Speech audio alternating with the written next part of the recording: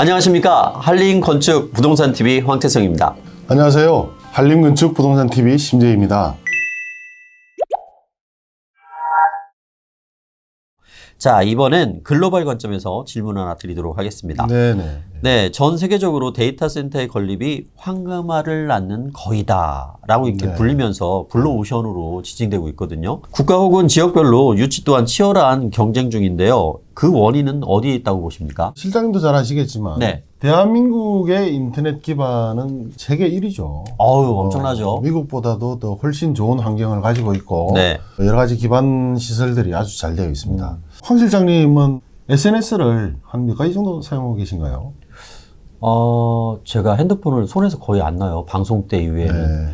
그렇다 보면 직업적인 특성도 있고. 여러 가지 하고 계시죠. 뭐 네네. 카카오, 페이스북, 뭐 네네, 라인, 많죠. 틱톡, 뭐 네, 기타 텔레그램. 등등, 텔레그램 뭐 네네, 많이 하시죠. 페이스북 좀 많이 하죠. 일반적으로 뭐 한 4시간에서 6시간을 사용하는 게 일반적인 사람인 것 같습니다. 네네. 이런 관점에서 보더라도 개인이 하루에 생산과 소비하는 데이터량이 엄청납니다. 아, 네. 네. 또 다른 하나는 컴퓨터 파일을 저장할 때 작업한 컴퓨터 내부에 있는 공간이 아니라 인터넷을 통해서 중앙 컴퓨터를 저장할 수 있는 이 공간을 클라우드라고 하죠. 네네. 클라우드를 이용하면 언제 어디서든지 자료를 불러올 수 있습니다. 2020년 구글 클라우드는 LG U+로부터 임차한 노년 IDC를 통해 국내 기업을 대상으로 클라우드 서비스를 시작했고요. 아마 한국에 처음 진출한 아마존은 2012년에 해외 기업으로는 처음으로 한국에 진출해 클라우드를 시작했습니다. 마이크로소프트는 서울 리전, 부산 리전으로 국내에 총 2개의 데이터 센터를 보유하고 있습니다. 네. 결국 데이터량은 앞으로 줄어드는 것이 아니라 기하급수적으로 증가하게 되겠죠. 우리나라 전체 그리고 더 나아가서는 전 세계 인구들이 네. 매 순간마다 데이터에 대한 생산과 데이터에 대한 소비 활동을 하고 있다면 데이터 센터 건립의 확장은 무한하다고 생각합니다. 예를 들자면 표에서 보시는 바와 같이 네. 1분마다 생산되는 데이터량을 보면 구글은 570만 건을 검색하고 있고요. 아마존은 600만 명이 1분에 쇼핑을 한다는 겁니다. 오. 그럼 약 1억 명이 17분 정도가 지나면 쇼핑을 한다는 이야기고요. 유튜브는 1분에 69만 4천 시간을 스트리밍하고 있다는 내용을 알 수가 있습니다. 와, 이게 수치로 보니까 엄청나네요. 그렇죠. 자, 결국은 이게 기술이 발전할수록 그 멀티미디어 디지털 시대에 대한 그 데이터 센터 건립 자체는 필수 불가결이겠는데요. 그리고 또 진화할 수밖에 없겠습니다. 진화하고 앞으로 계속 확장해 나가야 돼요. 네, 그렇습니다.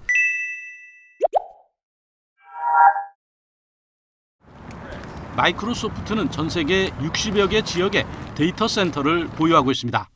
세계 최대 전자상거래 업체인 아마존과 세계 최대 검색 엔진인 구글도 30여 곳을 운영하고 있습니다.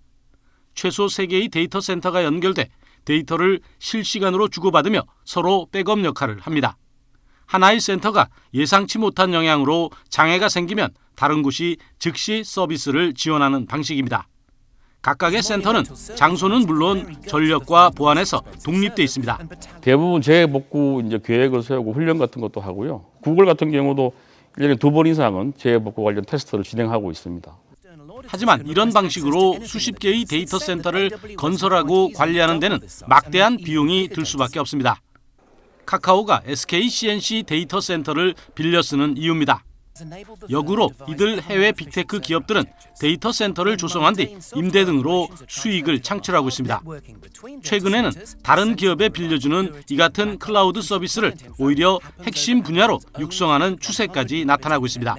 최근 글로벌 데이터 센터 기업들이 한국을 아시아 지역 데이터 센터 기지로 인식하고 투자를 늘리고 있다는 소식이 들립니다. 잠시 전의 설명으로 이해가 되지 않았던 부분들이 이제 이해가 좀 되긴 하는데 좀 구체적인 내용이 좀 필요할 것 같아요. 왜 한국의 데이터 센터를 구축하려고 하는 걸까요? 그렇죠. 어떻게 생각하면 좀 이상합니다. 왜 국제적인 기업들이 네. 한국을 타겟으로 데이터 센터를 먼저 지으려고 하느냐. 자기네 땅 놔두고. 네네. 먼저 결론부터 말씀드리면 네. 한국이 아시아 데이터 센터의 허브로 성장할 가능성이 가장 크다. 그 이유가 이제 한국에 오는 이유겠죠. 표를 보시면 잘 설명이 되어 있는데 이제 데이터를 많이 사용합니다. 코로나 때 특히 저희들이 외부 활동이 줄어들면서 컴퓨터나 핸드폰, 노트북 또는 뭐 모바일을 통해 가지고 데이터의 확산과 네. 또는 디지털 전환을 가속화시키고 있고요. 빅데이터나 클라우드 및 인공지능 또는 AI 애플리케이션의 활용이 증가가 되고 또 전 세계 최초로 5G의 성공적인 도입이 지금 안착되고 있는 단계죠. 그래서 정보통신 강국으로서 인프라를 우리는 구축하고 있다. 네 번째는 지자체를 중심으로 스마트 시티 데이터 센터의 유치 활동을 충분히 하고 있다라고 볼 수 있습니다. 그리고 관련 산업들이 급속하게 팽창하고 있기 때문에 네. 예를 들자면 IT 서비스 또는 네. IT 게임, 서버 인프라로 보편화되고 있는 클라우드 센터도 클라우드 데이터 센터를 기반으로 하고 있습니다. 아, 그렇군요. 예. 여기에 향후에는 자율주행과 메타버스, 드론 산업 등 신산업과 연계해 실시간 정보를 저장하고 공유 등으로 데이터 센터의 역할이 굉장히 커지고 있는 현실입니다. 네. 이 정도로 빅데이터면 글로벌 데이터 센터의 기업들이 한국을 찾지 않을 수 없겠죠. 아, 국뽕이라고 하죠. 말씀을 드리니까 갑자기 국가 부심이 막 눈부시게 막 생겨납니다. 자, 말씀 들은 이유만 하더라도 한국에서의 이 데이터 센터 구축이 굉장히 치열한 경쟁이 될 수밖에 없을 것 같습니다. 그렇죠. 네. 한국에 누가 먼저 선점하느냐. 네. 이것이 관건일 것 같습니다. 그래서 적정한 전력 수급을 하고 전력 수전 사용 신청을 통해서 전력을 받을 수만 있다면 앞으로 데이터 센터의 건립은 또 다른 블루오션이 아닌가 이렇게 생각을 하고 있습니다. 4차 산업혁명 시대에 네. 데이터가 곧 돈이고 데이터를 뺏기는 것은 기업의 매출을 뺏기는 것과 같다라고 표현을 하죠. 데이터 센터의 성장률을 보시면 매년 지금 현재는 6%, 7%의 성장률을 보이고 있으나 2009년도는 약 10%까지도 데이터 센터의 성장률을 짚어볼 수가 있습니다. 네. 그리고 부동산 컨설팅 회사 쿠시먼 앤드 웨이크필드의 2022년 글로벌 데이터 센터 시장 비교 보고서에 따르면 한국은 아태 지역에서 네 번째로 큰 시장이 되겠습니다. 네. 1위가 싱가포르이고 4위가 서울이 되겠습니다.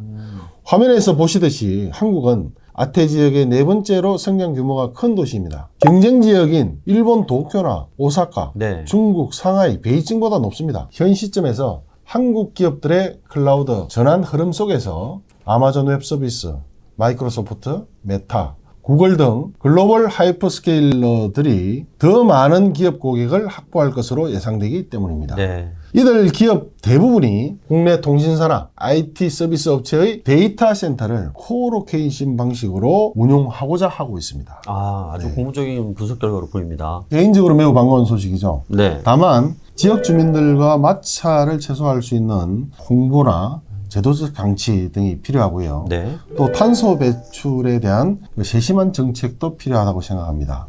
탄소 배출량의 데이터 센터와 탄소 배출량을 보면 데이터 센터가 탄소 배출을 많이 하는 것이 아니고 데이터 센터는 많은 전기를 아까 사용한다고 했지 않습니까? 네, 그러시죠. 반도체의 각 렉에서 사용하는 전기, 그 다음에 온도를 낮추기 위해서 사용하는 전기. 그래서 건물 하나당 40메가와트, 100메가와트 이상의 전기를 사용하고 있는데요. 그로 인해 가지고 그 전기를 생산하는 발전소에서는 사실은 탄소 배출이 많이 된다고 봐집니다. 왜?